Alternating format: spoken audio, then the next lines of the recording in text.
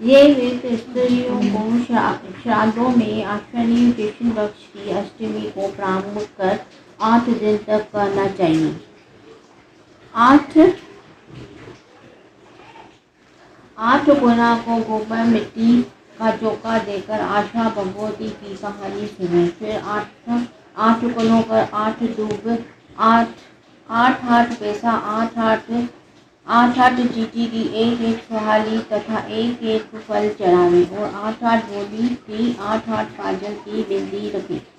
8 8 कोनों कर एक एक दीपक जलावे। इस प्रकार से नित्य प्रतिदिन 8 दिन तक पूजा करें और गान सुने।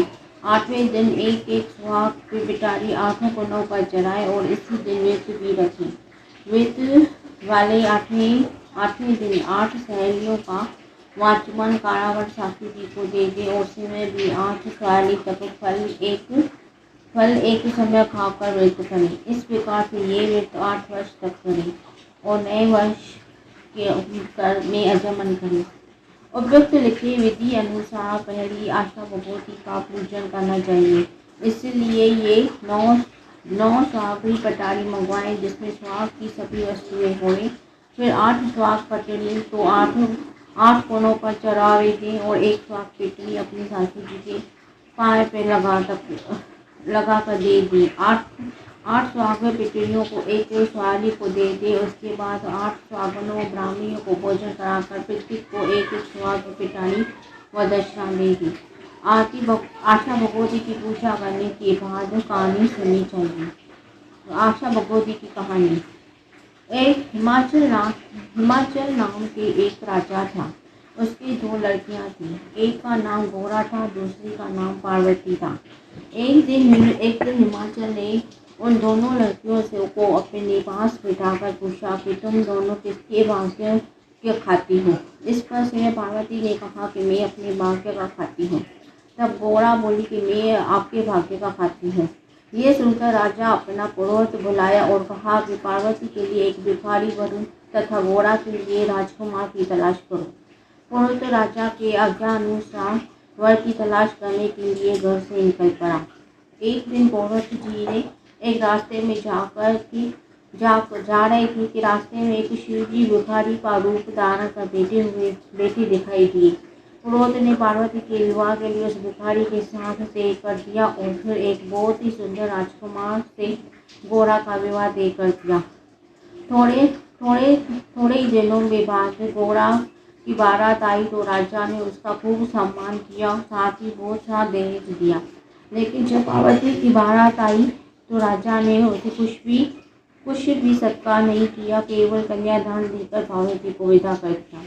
शिवजी पार्वती को लेकर कैलाश पर्वत पर आ गए और पीछे जब पार्वती जहाँ कदम रखे वहीं पर घास हो जाती थी। ये देखकर शिवजी ने पंडितों को बुलाया और उसका कारण पूछा।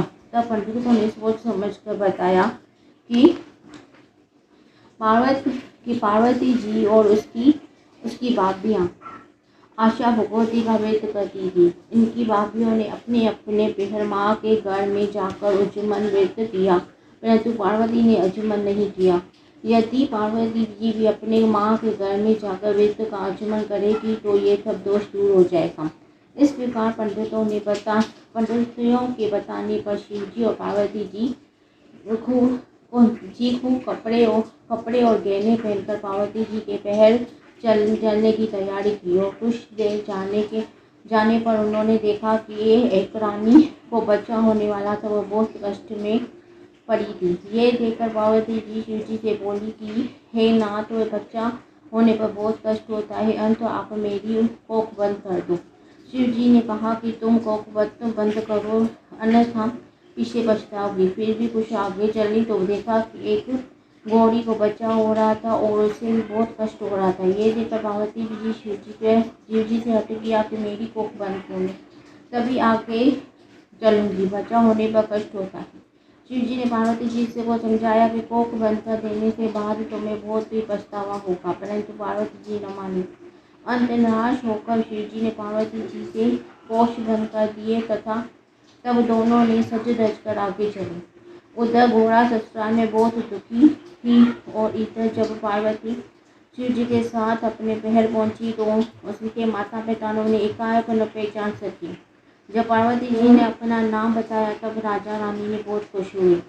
राजा को अपनी कही बात पुरानी याद आ गई कि उन्होंने पार्वती जी से पुनः पूछा कि तू किसके भाग्य का खाती है।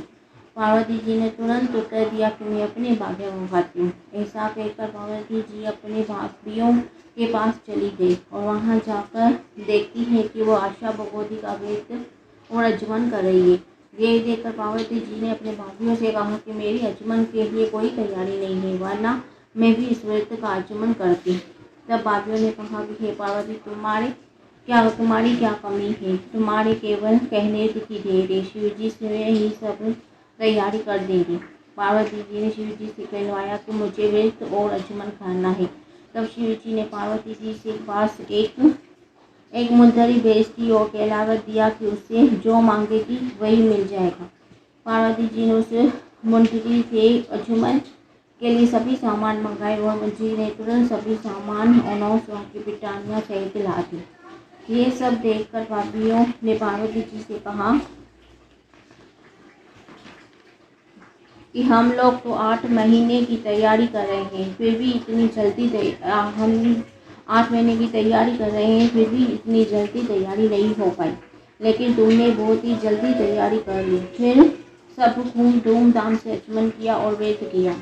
इसके बाद राजा शिव जी को भोजन कराने के लिए बुलाया और उन्होंने खूब मिठाई और सुंदर सुंदर भोजन करा दी। ये देखकर सब स्त्री पुरुष कहने लगे कि पार्वती को भिखारी के लिए दिया, किंतु वह तो फिर भी अपने ही भाग्य से राज कर रही है। जब शिव जी ने भोजन करना शुरू किया तो उन्होंने बस इतना खाया कि वह पूरी रसोई में से सिर्फ एक पतली सब्जी छोड़कर कुछ भी न बचा।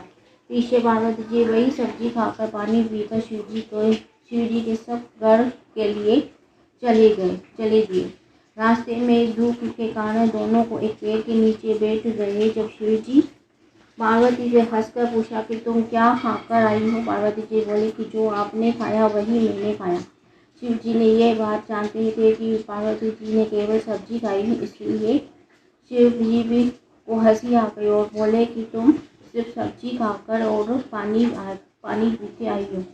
इस पर पार्वती जी बोली कि महाराज, आपने सब बात खोल दी, अब आगे बात मत खोलना। मैंने हमेशा ससुराल को इज्जत पहर में रखी है, पहर की इज्जत ससुराल में रखी थी।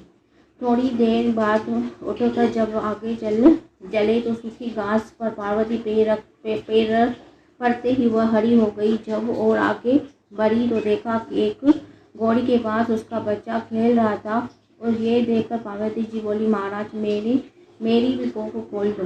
तब शिव जी ने कहा कि मैंने तो पहले ही बहुत मना किया था कि कोख बंद मत कराओ, अब कैसे खोलें।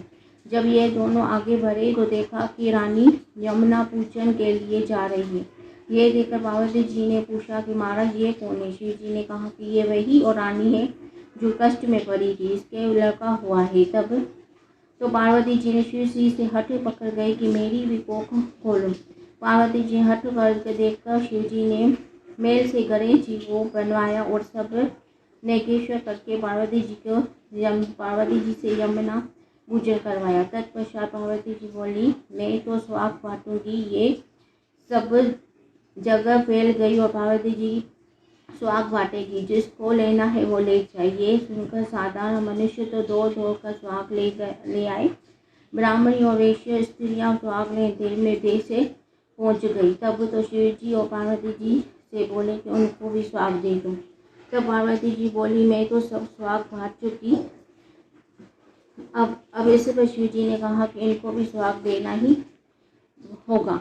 तब उन्होंने स्त्रियों को भी पार्वती जी ने थोड़ा थोड़ा स्वाग दे दिया। इस प्रकार किसी भी स्वाग के लिए नाश न होना पड़े, इसलिए पार्वती जी ने ऐसे आपने उन सबको स्वाग दिया, वैसे ही इसी तरह से हम सबको भी स्वाग दीजिएगा। इस व्रत और जीवन को कुमारी लड़कियां ही करती हैं।